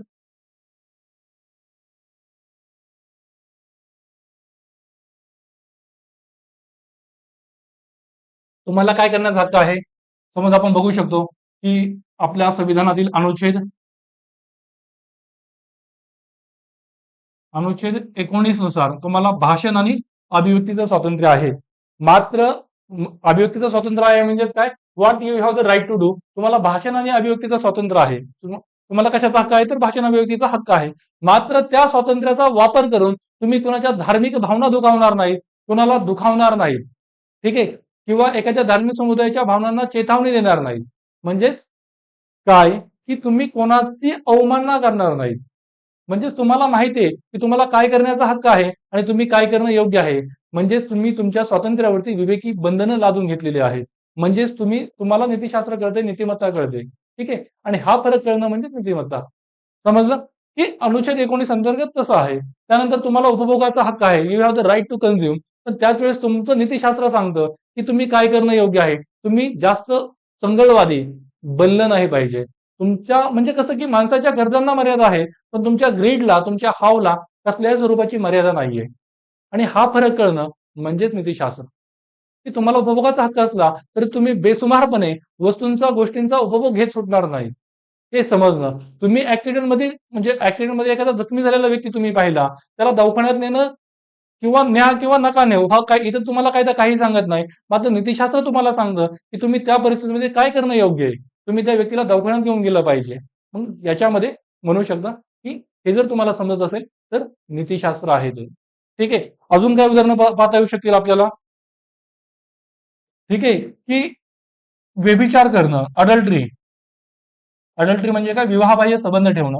तर याच्यावरती कायद्यानं कोणतंही बंधन नाहीये. मात्र तुमच्यातील विवेक, तुम्ही काय करणं योग्य आहे. तुम्ही जर विवाहामध्ये आहात, कोणतरी तुमचा पार्टनर आहे, वैवाहिक जोडीदार आहे, तर त्याच्यासोबत तुम्ही लॉयल्टी ठेवली पाहिजे. हे तुमचा नीतिशास्त्र सांगतो तुम्ही काय करणं योग्य आहे. मग या दोन्हीतला फरक समजणं म्हणजेच नीतिशास्त्र. ठीक आहे. अजून आपण बघू शकतो की कोरोनाच्या काळामध्ये एक मूनलाईट म्हणून एक टर्म न्यूजमध्ये आलेली. मूनलाईट म्हणजे काय, की एकाच वेळेस तुम्ही दोन कंपन्यांमध्ये काम करतायत. म्हणजे त्याच्या संबंधी कायदा नसेल भले, की कायद्यानं त्याच्यावरती बंधन नाहीये, मात्र तरी देखील तुमच्या विवेकानं, तुमच्या नीतिशास्त्रानं, तुमच्या नीतिमत्तेनं, नैतिकतेनं, मूल्यांना तुम्हाला सांगितलं पाहिजे तुम्ही काय करणं योग्य आहे. मग काय करणं योग्य आहे आणि तुम्हाला काय करण्याचा हक्क आहे, या दोन गोष्टीतला फरक समजणं म्हणजेच नीतिशास्त्र. ठीक आहे. मग हे आहे हे आपल्याला वेगवेगळ्या उदाहरणांमधून समजून सांगायचं असतं. ठीक आहे. अजून आपण एखादं उदाहरण बघू शकतो की तुमच्या समोर एखादं गुन्हेगारी कृत्य घडलंय जे फौजदारी गुन्ह्यामध्ये येत आहे. मग अशा वेळेस त्या गुन्ह्याची तक्रार नोंदवणं, समजा असं म्हणूयात आपण की तुम्ही ज्या ठिकाणी राहत आहात ना, त्याच ठिकाणी एक कपल राहत आहे किंवा एक जोडपं राहत आहे किंवा पती पत्नी राहत आहे आणि त्या कुटुंबातील जी महिला आहे तिच्यावरती तिचा पती वारंवार अन्याय अत्याचार करत आहे, तिला मारहाण करत आहे, तिला घरगुती हिंसाचाराला सामोरं जावं लागत आहे. मात्र इथं तुम्ही एक शेजारी म्हणून कायद्यानं तुमच्यावरती बंधनकारक नाहीये की तुम्ही त्या पुरुषाची, जो पती आहे, तो जो पण अन्य अत्याचार करणार आहे त्याची पोलिसांमध्ये तक्रार करावी. मात्र नीतिशास्त्रातून बघितलं, नैतिकतेतून बघितलं तर तुम्हाला जर समजलं की या परिस्थितीत तुम्ही काय करणं योग्य आहे, तुम्ही त्या पतीची, जो हिंसाचारी आहे, त्याची तक्रार करायला हवी. मग हा जो काय फरक आहे तो नीतिशास्त्र, तुम्हाला ते समजणं, तुम्हाला काय करण्याचा हक्क आहे आणि तुम्ही काय करणं योग्य आहे. ठीक आहे. इथपर्यंत समजलं तुम्हाला? मग हे आहे की कायदा आणि नीतिशास्त्र यांच्यामधला फरक तुम्हाला समजणं गरजेचं आहे. तो समजला असेल अशी मी आशा करतो. आणि आता पुढे आपण अजून एक महत्वाची गोष्ट बघूयात की युपीएससी याच्यावरती 2 लाईनच असेल, म्हणजे 2 मार्कांचा प्रश्न असेल किंवा पुढे जाऊन 10 मार्कांचाही प्रश्न विचारू शकते की युपीएससी अशा प्रकारचा प्रश्न विचारते की अशा कोणत्या गोष्टी आहेत की ज्या लीगल आहेत, मात्र लीगल बट नॉट एथिकल. ठीक आहे. अशा कोणत्या बाबी आहेत किंवा अशा कोणत्या बाबी आहेत की ज्या एथिकल आहेत बट नॉट लीगल. हे प्रश्न ऑलरेडी आलेले आहेत हा. म्हणजेच काय, की अशा कोणत्या गोष्टी आहेत की ज्या नैतिक आहेत मात्र कायदेशीर नाहीयेत. अशा कोणत्या गोष्टी आहेत की ज्या कायदेशीर आहेत मात्र नैतिक नाहीयेत. त्यामुळे त्याची उदाहरणं आणि ती संकल्पना तुम्हाला समजणं महत्वाचं आहे. ते आपण आता बघूया. ठीक आहे.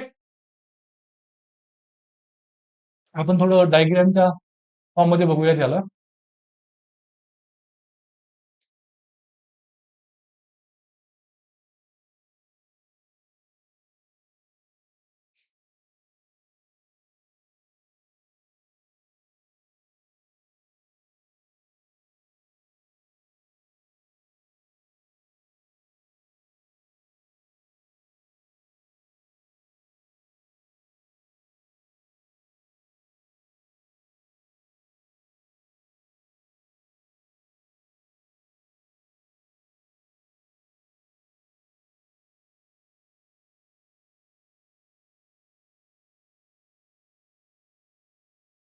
इथं अनैतिक आहे हा.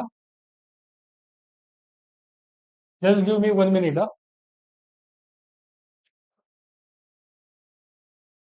आणि विठ्ठल 10 मिनिटं झालं.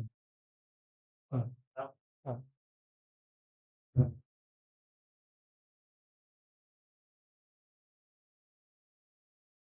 हॅलो, ठीक आहे, समजतंय तुम्हाला? या ठिकाणी ह्या quadrangle मध्ये आपण ज्या गोष्टी लिहिणार त्या नैतिक आणि कायदेशीर असणार. इथं कायदेशीर आणि अनैतिक, आणि इथं ज्या गोष्टी असतील त्या बेकायदेशीर आणि अनैतिक दोन्ही बाजूने चुकीच्या, आणि इथं नैतिक आणि कायदेशीर बेकायदेशीर असणार. आता मला सांगा तुम्ही, अशा कोणत्या गोष्टी आहेत की ज्या कायदेशीरही आहेत आणि नैतिकही आहेत? कोणत्या बाबी आहेत ज्या दोन्ही बाजूला फिट बसल्या पाहिजेत? ठीक आहे, काय म्हणू शकता तुम्ही?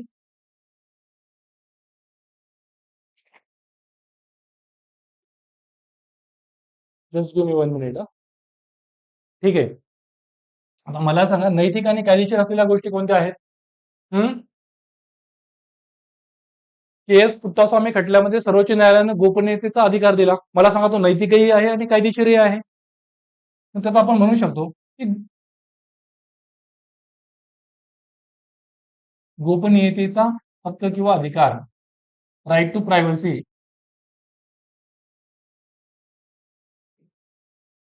ठीक आहे, किंवा जी काही आपण 86वी घटना दुरुस्ती केली त्यानुसार जो काही 6 ते 14 वर्ष वयोगटातील मुलामुलींना शिक्षणाचा हक्क आहे, किंवा जे मूलभूत कर्तव्य आहे आपलं भारतीय नागरिक म्हणून, ते आपण आपल्या पाल्याला शिक्षणाची सोय करून दिली पाहिजे. ठीक आहे, म्हणजेच काय, 6 ते 14 वयोगटातील मुलामुलींना शिक्षणाची संधी उपलब्ध करून देणं हे नैतिकही आहे, कायदेशीरही आहे. अजून याची काय उदाहरणं देऊ शकता? की बालमजुरीस प्रतिबंध, म्हणजे बालमजुरीला प्रतिबंध करणं हे कायदेशीर आहे आणि नैतिकही आहे. किंवा बालविवाह असतील त्याला प्रतिबंध, हे कायदेशीर प्लस नैतिक असल्याचं आपण म्हणू शकतो. ठीक आहे, तर अशा कोणत्या गोष्टी आहेत की ज्या नैतिक आहेत मात्र बेकायदेशीर आहेत? आपण हे उदाहरण पाहिलं असेल, मला वाटतं तुम्ही सांगितलं असेल तुम्हाला, की तुम्ही एक जखमी झालेली व्यक्ती आहे आणि किंवा अपघातात तुम्ही रस्त्यानं चाललेला आहात, अपघात झाला, एक गंभीर जखमी झालेली व्यक्ती आहे आणि तिला तात्काळ दवाखान्यात न्यायचं आहे. मग अशा वेळेस जर तुम्ही त्या वाहतुकीच्या सिग्नलचं, रस्त्यावरती रहदारीचे जे नियम म्हणून वाहतुकीचा जर जर लाल सिग्नल लागलेला असेल तर त्याचं तुम्ही पालन न करता तो सिग्नलचं उल्लंघन करून त्या जखमी झालेल्या व्यक्तीला तात्काळ दवाखान्यात नेण्यासाठी त्या सिग्नलचं उल्लंघन केलं तर ते नैतिक ठरू शकतं. मात्र ते बेकायदेशीर आहे. बेकायदेशीर का? तुम्ही कायद्याचं उल्लंघन करत आहात. मात्र नैतिक का? कारण की ती तात्काळ निकड आहे त्या जखमी झालेल्या व्यक्तीला, म्हणजेच आपण इथं म्हणू शकतो की जखमी व्यक्तीला तात्काळ दवाखान्यात नेण्यासाठी तुम्ही वाहतुकीच्या नियमांचं उल्लंघन केलं तर ते नैतिक आहे मात्र बेकायदेशीर आहे. आणि दुसऱ्या बाजूला आपण अजून एक उदाहरण म्हणू शकतो, घेऊ शकतो की एखादं, समजा एखादं 7-8 वर्षाचा एक लहान मुलगा आहे आणि त्याचं कुटुंबीय उपाशी आहेत. मग अशा वेळेस त्या लहान मुलानं त्या कुटुंबियांच्या भुकेल्या पोटी, त्याचं कुटुंबीय भुकेले असल्या कारणानं 6 वर्षाचा मुलगा म्हणजे त्याला नैतिकता नीतिमत्ता अजून कळत नाहीये. मग अशा अवस्थेत त्या मुलानं त्याच्या कुटुंबियांसाठी एखाद्या ब्रेडची चोरी करणं, ठीक आहे, मग ती नैतिक गोष्ट ठरते मात्र त्याच वेळेस ती बेकायदेशीरही गोष्ट ठरते. ठीक आहे, म्हणजे त्याला आपण काय म्हणू शकतो की भुकेल्या कुटुंबियांसाठी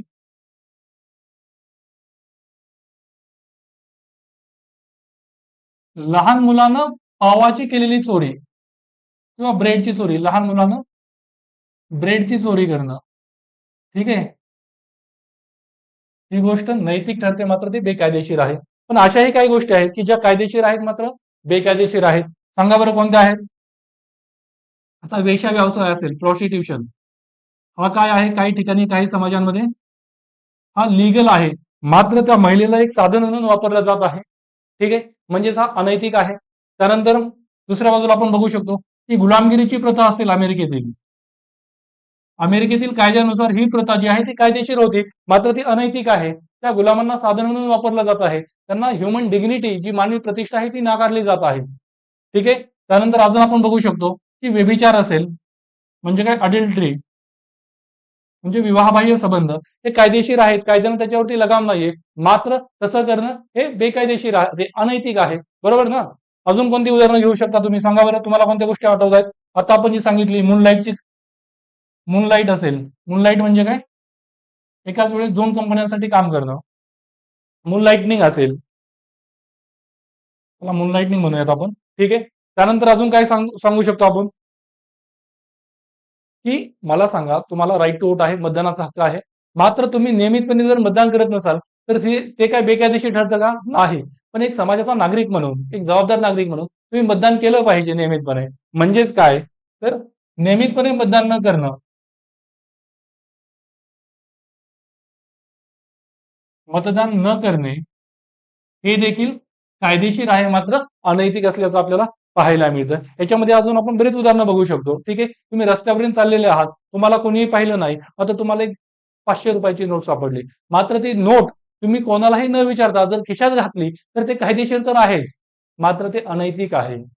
मग नैतिक काय असेल की तुम्ही तिथं आजूबाजूच्या 4 लोकांना विचारलं पाहिजे ही नोट कोणाची आहे. ठीक आहे, ती तशीच उचलून खिशात नाही घातली पाहिजे. म्हणजे ती गोष्ट सुद्धा कायदेशीर मात्र अनैतिक असल्याचं आपल्याला पाहायला मिळतं. पण काही गोष्टी आहेत की ज्या बेकायदेशीर आहेत आणि अनैतिक आहेत. मग ह्या कशाला म्हणू शकतो आपण? जसं की काय म्हणूयात की भ्रष्टाचार हा बेकायदेशीर आहे आणि अनैतिकही आहे. बरोबर? बालविवाह असेल, बालमजुरी असेल किंवा हुंड्याची प्रथा असेल. हुंडा कायद्यानं त्याला प्रतिबंध आहे, त्याच वेळेस तो अनैतिक आहे, हुंडा देणं घेणं. बरोबर? त्यानंतर अजून काय म्हणू शकतो आपण? बालमजुरी असेल. ठीक आहे, या काय अशा गोष्टी आहेत की ज्या बेकायदेशीर आहेत आणि अनैतिकही आहेत. त्यानंतर वेठबिगारीचं आपण उदाहरण देऊ शकतो. वेठबिगारी संविधानानं याच्यावरती बंदी घातलेली आहे. बरोबर? कलम अनुच्छेद 23 आणि 24 बालमजुरी आणि वेठबिगारी या संबंधी. मग ह्या गोष्टी बेकायदेशीर आणि त्याचबरोबर अनैतिक आहेत. ठीक आहे, तुम्हाला या सगळ्या गोष्टी समजल्या, ही डायग्राम समजली, या गोष्टी आपण नोट्समध्ये अधिक विस्ताराने दिलेल्या आहेत. त्यानंतर आता आपण शेवटाला एक तुमच्यासाठी एक आपण क्लास असाइनमेंट देऊयात. कशाविषयी लिहाल प्रश्न? मला वाटतं तुम्ही आपलं जे काही क्रायसिस ऑफ कन्सायन्स आहे ना त्याच्यावरती प्रश्न लिहा. त्या प्रश्नाचा सगळा कॉन्टेंट ऑलरेडी मी तुम्हाला सांगितलेला आहे. ठीक आहे, ही तुमची आता इथं बोर्डमध्ये तुम्हाला दिसत नसेल, पण मी जे काही लेक्चर आपल्या ऍपवरती अपलोड करणार आहे त्याच्या अगोदर ही पीडीएफ तुम्हाला दिसेल. ठीक आहे, आणि त्या पीडीएफ मध्ये हा क्वेश्चन असेल की तुमच्यासाठी हा प्रश्न आहे आजच्यासाठी की हा सेकंडवाला तुम्ही प्रश्न लिहाल आणि माझ्याकडे चेक करायला पाठवाल की सदसद विवेकाचे अरिष्ट म्हणजे काय आणि पब्लिक डोमेन मध्ये ते कसं त्याचं प्रकटीकरण होतं, या गोष्टी सगळ्या डिस्कस केलेल्या आहेत. तो प्रश्न तुम्ही लिहाल. ठीक आहे, तर ही जी काही मूल्य वृत्ती नैतिकता नीतिमत्ता आहे त्या गोष्टी आपण डिस्कस केलेल्या आहेत. आता ह्या गोष्टींचा विकास कसा करायचा म्हणजे सामाजिकीकरणाची भूमिका, तो टॉपिक आपण पुढल्या लेक्चरमध्ये अभ्यासूयात. ठीक आहे, आतापर्यंत जे काय झालंय ते सगळं तुम्हाला समजलं असेल, कारण की हे समजणं खूप जास्त महत्वाचं आहे. जर तुम्हाला कुठेही डाऊट असेल तर तुम्ही माझ्यापर्यंत पोहोचाल आणि मला त्या गोष्टी विचाराल. ठीक आहे, मात्र कोणत्याही संदिग्ध आणि कन्फ्युजन मध्ये राहू नका. ठीक आहे, थँक्यू सो मच. पुढल्या लेक्चरला भेटूयात आपण.